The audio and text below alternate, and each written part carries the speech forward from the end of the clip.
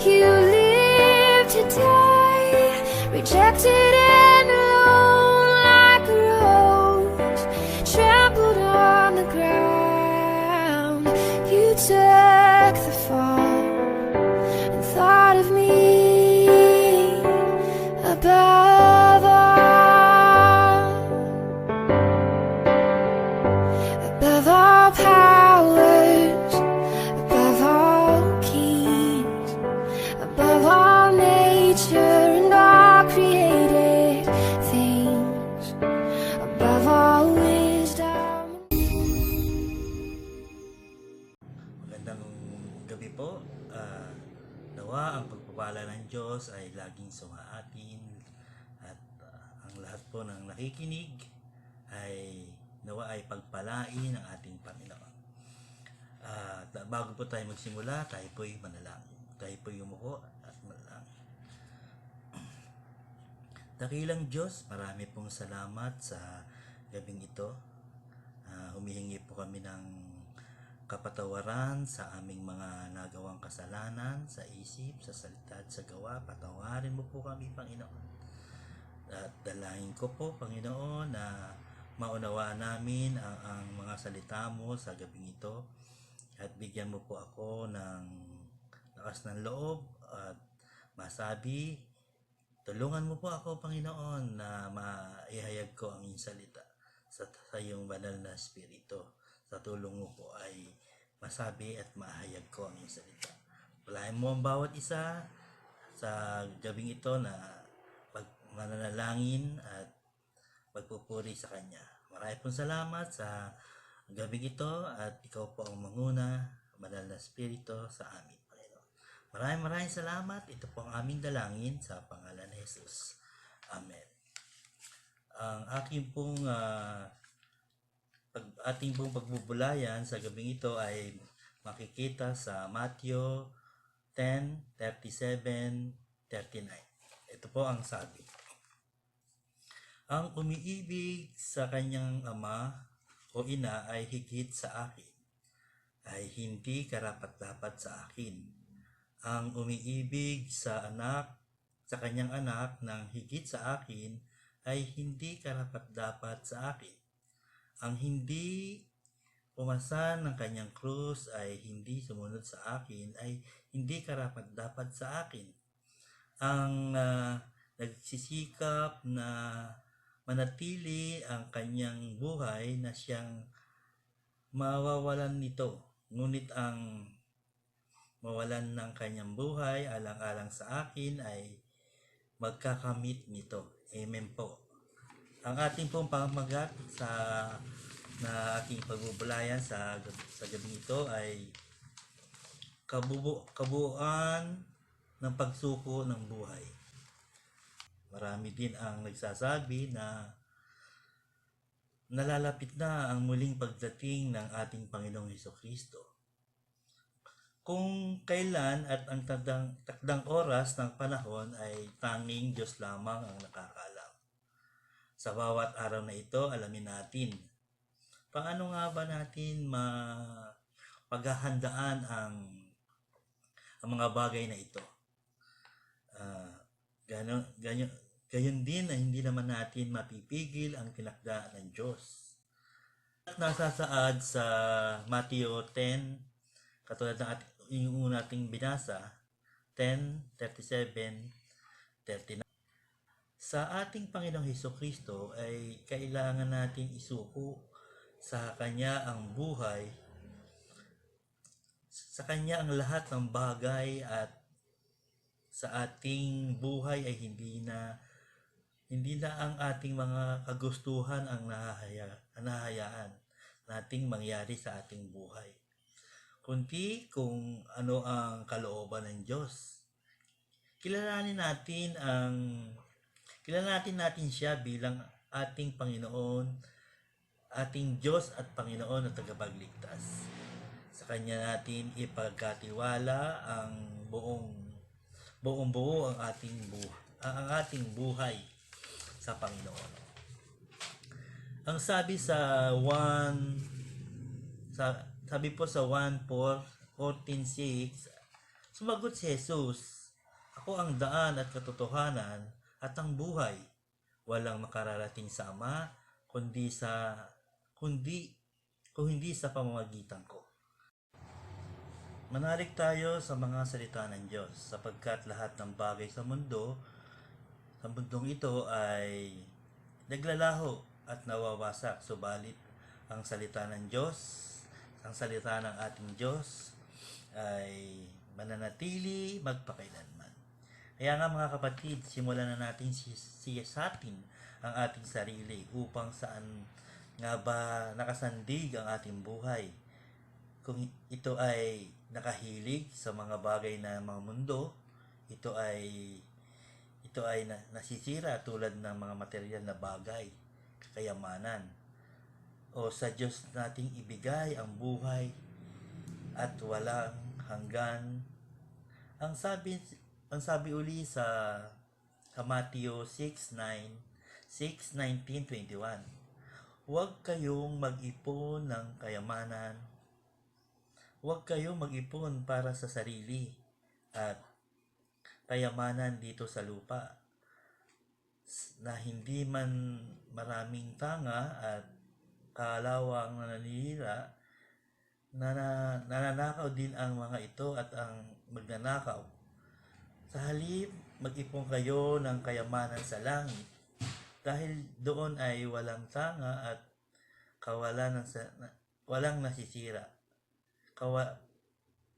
Kawalan ng nasisira at wala ring mga magnanakaw dito, sapagkat kung saan naroon ang iyong kayamanan, nandun din ang iyong puso. Nais kong uling itanong sa inyo, mga kapatid, nagkaroon ba ang inyong pamumuhay sa mga plano ng Diyos? O patuloy mong tinatakbuhan ang panawagan ng Panginoon? Katugon ba ng inyong isip ang pangako ng Diyos? O nababalisa ka sa mga maraming bagay sa mundong ito dahil hindi ka nagtitiwala sa kanyang kapangyarihan? Sapagkat kung saan nakahapay ang puno ay doon ito nakabuwal.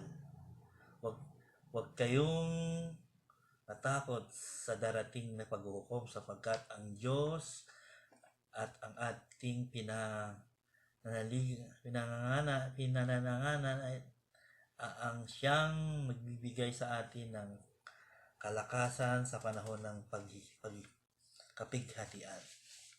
Amen.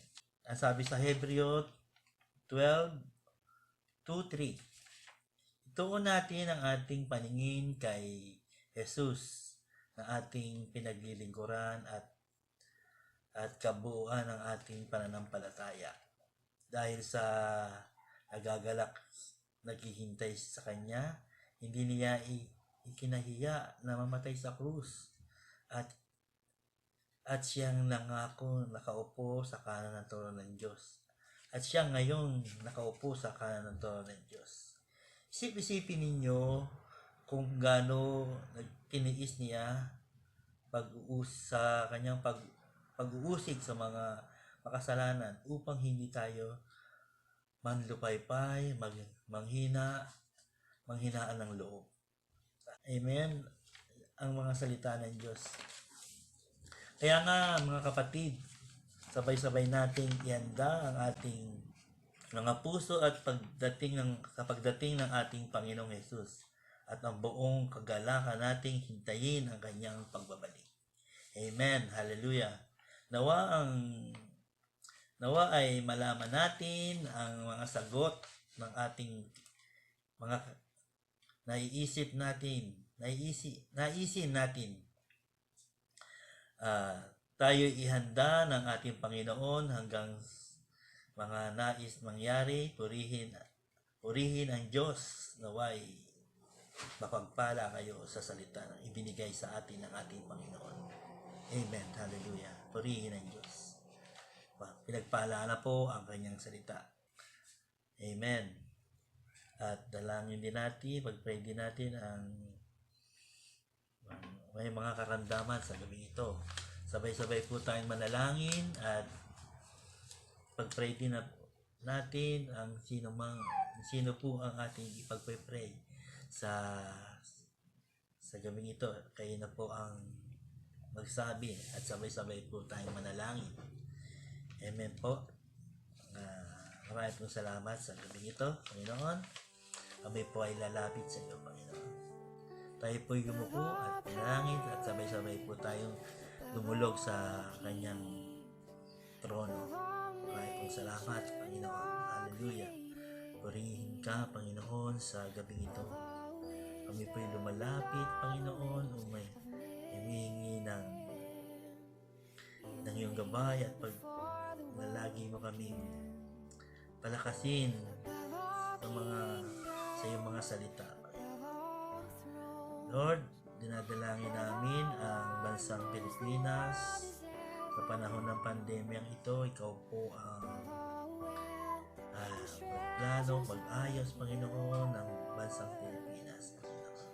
Tulungan mo kami, Panginoon, na makaahon sa aming nararanasan problema ang pandemya ito. Gayun din ang aming government na pamumuno ni Pangulong Duterte na ikaw po ang mag-ayos at tulungan sila, Panginoon, sa mga plano na kanilang gagawin sa bansang Pilipinas. Ang tulungan mo po siya na maging tama ang kanyang gagawin para sa bansang Pilipinas. Ikaw po ang pala manguna sa bansang Pilipinas. Maraming salamat. Ngayon din po ang COVID-19 na patuloy na nananalasa pa, Panginoon. Tulungan mo kami, Panginoon, na yung may mga COVID na ay mapagaling na po, Panginoon. Karoon na ng vaccine, Panginoon, na libre, Panginoon, para sa mga tao sa Pilipinas, sa bansang Pilipinas. Ikaw po ang mag-ayos, walang alinlangan na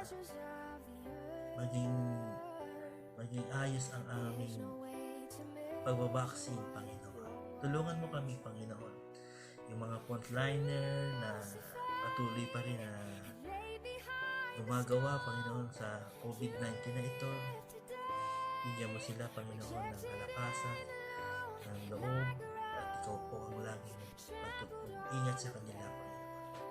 Maraming salamat sa gagawin mo at naniniwala kami, Panginoon, na ito po ay ikaw po ang magpapagaling sa may mga karamdaman, Panginoon, na patuloy pa itong nanalasa ngayon, Panginoon, ang COVID-19. Mawala ka na sa pangalan ni Jesus.